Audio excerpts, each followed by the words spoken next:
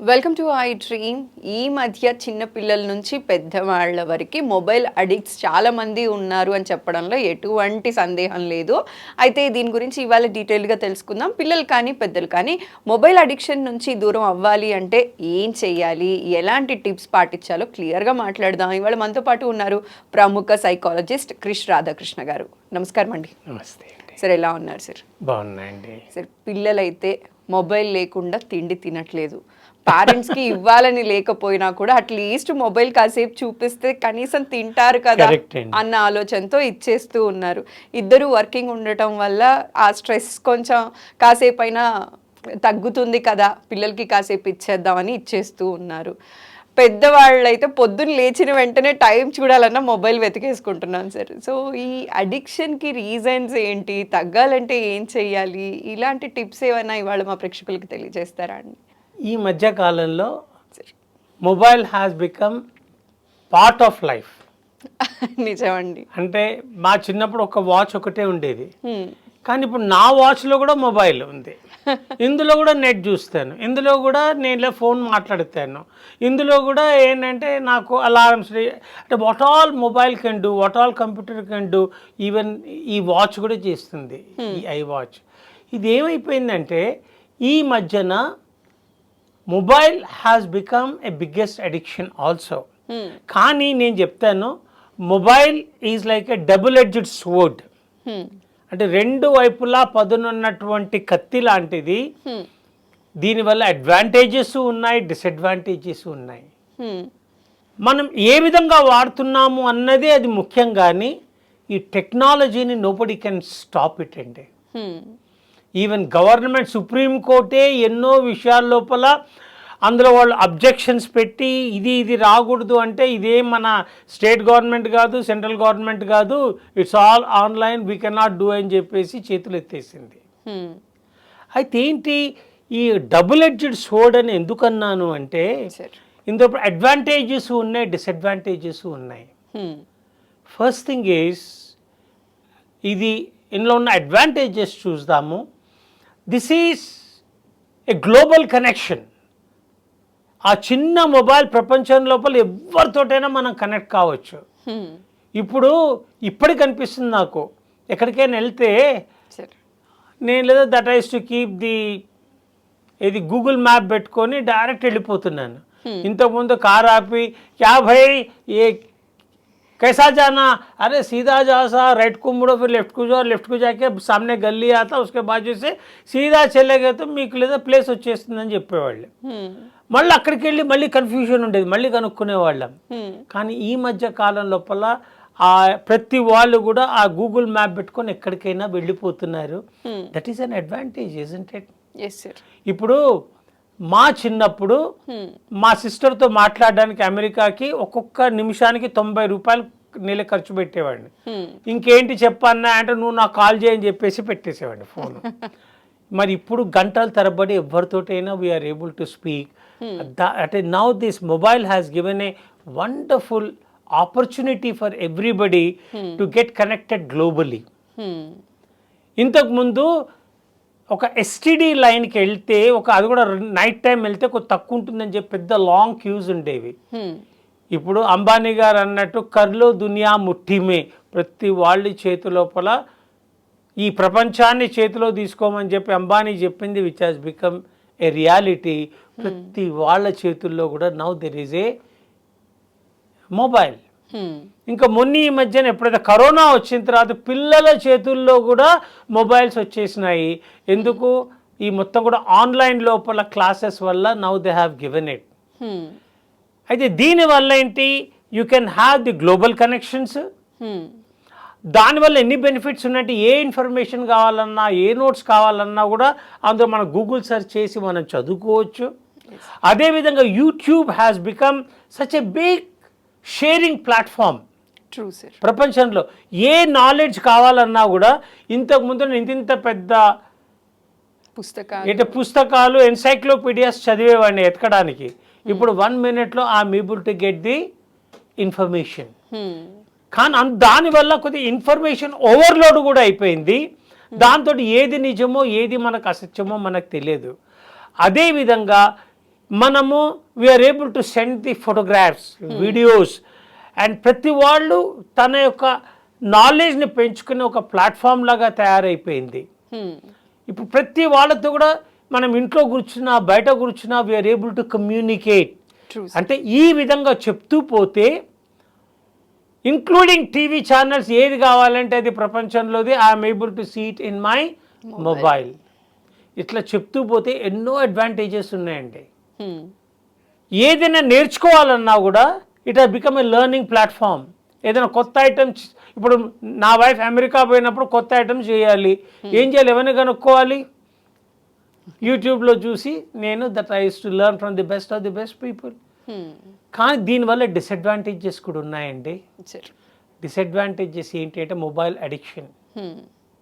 Mobile వాడకం ఎంత అయిపోయింది అంటే ఒక్కోసారి మార్నింగ్ టైం కనుక నేను నిద్ర లేవగానే కనుక నేను మొబైల్ కనుక ఒక 1 minute కోసం ఏమైనా మెసేజ్ చూద్దాము అనేసరికి ఆ మెసేజెస్ కోసం స్క్రోల్ చేస్తూ ఒక్కోసారి అవర్స్ టుగెదర్ అందులోనే వెళ్ళిపోతుంది. If it that can happen to me, what about the young girls and boys చెప్పండి.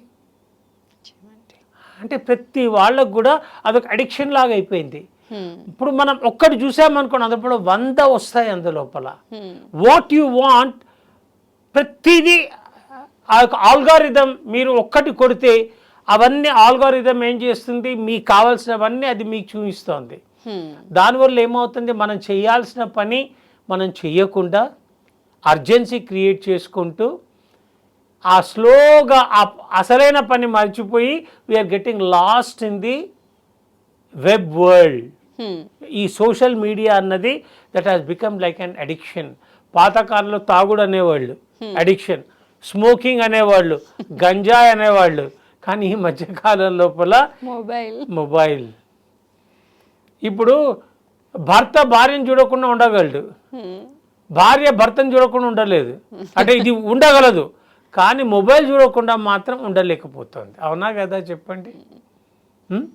అంటే ఏమొచ్చింది ఏంటి అని చెప్పేసి ఆ మొబైల్ అడిక్షన్ ఎంత ఎక్కువైపోయిందంటే ఒక్కోసారి there is zone of concern, zone of no concern అంటాం సైకాలజీలో. ఇప్పుడు zone of concern, zone of no concern. ఇప్పుడు ఎక్కడో ఇజ్రాయెల్ అండ్ ప్యాలెస్తీనాలో వార్ జరుగుతోంది. నేను పొద్దున్నే లేవగానే ఇవాళ ఏమైందని చెప్పేసి I look in to it because I'm interested in the international అఫైర్స్లో ఏమవుతుందా అని. కానీ ఎక్కడో ప్యాలెస్తీనా ఎక్కడో ఇజ్రాయెల్ వాళ్ళు కొట్టుకుంటే నా పనులన్నీ మానుకొని అది చూడడం వల్ల నాకు వచ్చే లాభం ఏంటి చెప్పండి? అవునా కదా? కానీ ఏమవుతుంది, that gives you the pleasure. అదొక అడిక్షన్ లాగా అన్నమాట. మనకి ఏం ఇన్ఫర్మేషన్ కావాలో అది మనము చూస్తూ ఉండడం వల్ల అది మనకి ఇచ్చేస్తుంది. ఇంకోటి ఇందులో ఉన్న మైనస్ పాయింట్ ఏంటంటే ఇంతకుముందు భార్యాభర్తల మధ్య లోపల there used to be a beautiful physical, mental, psychological, emotional connections ఉండేవి. రీసెర్చ్ హ్యాస్ షోన్ ఎందుకు ఈ సాఫ్ట్వేర్ పీపుల్కి ఈ మధ్య పిల్లలు ఉండట్లేదంటే you will be surprise to know ఈ మొబైల్ అడిక్షన్ వల్ల. మొబైల్ అడిక్షన్ వల్ల వీళ్ళ ఫిజికల్ ఇంటిమసీ తగ్గిపోయింది. ప్రతి వాళ్ళు వాళ్ళ మొబైల్ లోపల బిజీ ఉన్నారు. సడన్గా ఏంటి కొద్దిసేపటి చూసేసరికి నిద్ర వచ్చేస్తుంది, పొద్దున్న నుంచి రాత్రి పని చేస్తున్నారు, నిద్రపోతున్నారు, అండ్ వాళ్ళ ఫిజికల్ రిలేషన్షిప్కి టైమే ఉండట్లేదు. అయితే ఎప్పుడైతే వీళ్ళు గైనకాలజిస్టులు లేకపోతే ఇన్ఫర్టిలిటీ క్లినిక్స్కి వెళ్ళినప్పుడు మీరు ఫిజికల్గా కలవకపోతే మీకు పిల్లలు ఎక్కడి నుంచి పుడతారండి అని అడుగుతున్నారు. లేకపోతే మాకు ఆర్టిఫిషియల్ ఇన్సెమినిఫికేషన్ చేయండి అని అడిగేటువంటి పరిస్థితి కూడా వచ్చేసింది. Because I have so many doctor friends who are running the infertility clinics. Okay. అయితే దీనివల్ల ఏమవుతుంది, మొబైల్ అడిక్షన్ వల్ల ఏదో చిన్న విషయం లోపల మీరు కనుక మొబైల్ చాలా ఎక్కువ చూస్తే that creates an anxiety. Anxiety leads to worry leads to and tension leads to total disturbance in the psyche of an individual, physically, mentally. ఏదైతే ఎమోషనల్ టర్బులెన్స్ ఉందో that emotional turbulence that causes the total disturbance and anxiety and that leads to depression. చాలాసేపు కనుక mobile కనుక ఒక limit అంటే ఒక 1 hour 2 hours కన్నా ఎక్కువ కనుక చూసినట్టయితే you are going into the depression. నాకు కొంతమంది ఎవరైతే ఈ యొక్క సైకియాట్రిక్ డాక్టర్స్ ఉన్నారో వాళ్ళు చెప్తున్నారు చాలామందికి depression is too much of mobile addiction. ఆ మొబైల్ అడిక్షన్ వల్ల some of them want to have the attention seeking syndrome తోటి కొంతమంది అమ్మాయిలు వాళ్ళు లేదా ఈ మధ్యన ఇన్స్టాగ్రామ్లలో వీటిలలో కొన్ని రివీలింగ్ డ్రెస్సులు, కొన్ని టెంప్టింగ్ డాన్సెస్, కొన్ని ఏంటంటే సెక్సీగా వాళ్ళు కనిపించి they want have more likes and more comments and more followers.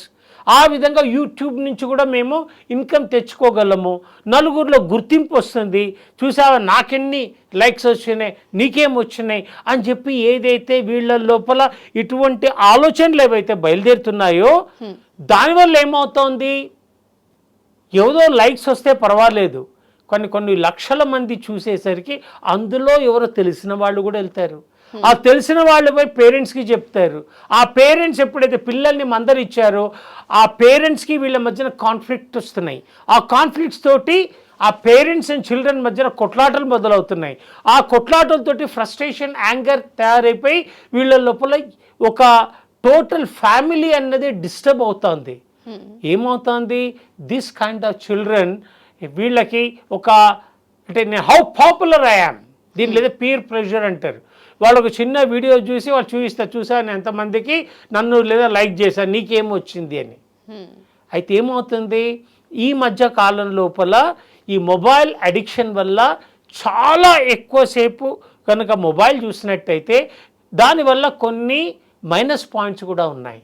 Okay, ఆ మైనస్ పాయింట్స్ ఏమిటి అంటే ఇది లేదా వరల్డ్ వైడ్ వెబ్, వెబ్ అంటేనే వరల్డ్ వైడ్ వెబ్, WWW అని కొడతాం మనం.